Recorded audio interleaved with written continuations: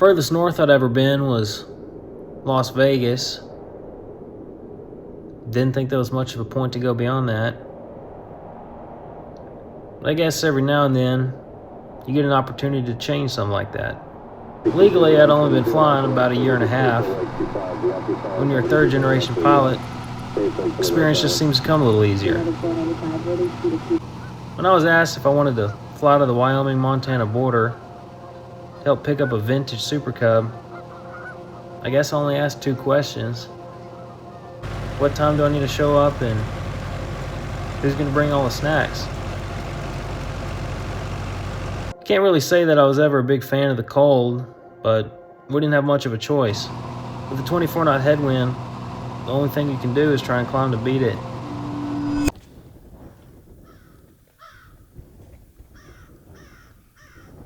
By the time we hit Buffalo, I'd learned that I wasn't exactly cut out for this type of weather.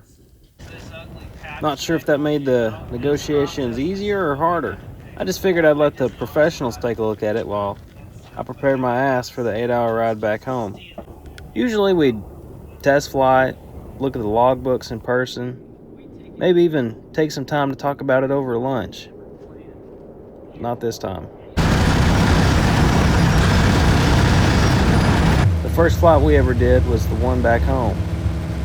We were trying to make it as far south as possible before sunset, and that meant every minute was valuable.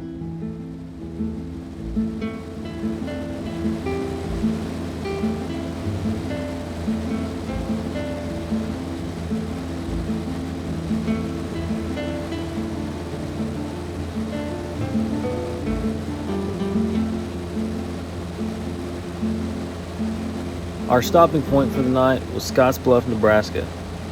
This was a very critical point in our journey, as it was the first official landing with us as pilots.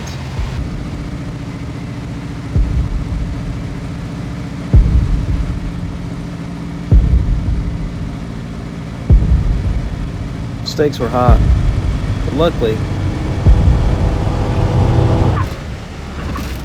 we didn't have any problems.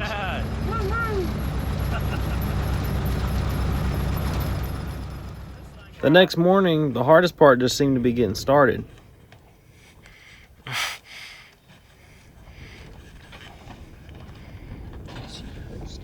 With a 7-hour flight ahead of us, it was time to settle down for the long haul.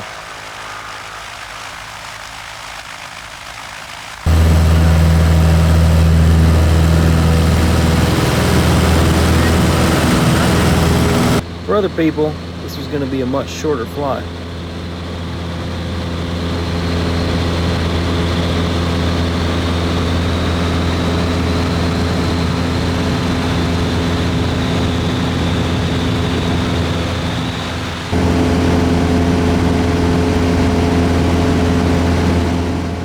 As you return home, you see the country slowly change before you.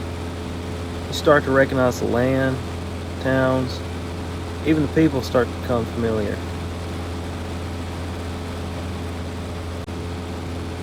By the time we hit Amarillo, my ass was completely numb.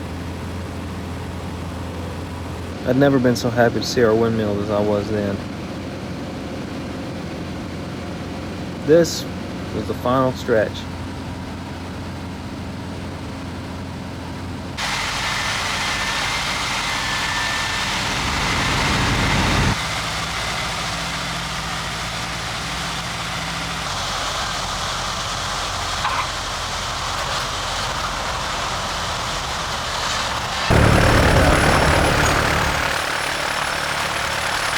By the time I stepped out of that plane, we traveled over 1,800 nautical miles, fisted more FBOs than I ever thought was possible, and burnt God knows how many gallons of avgas.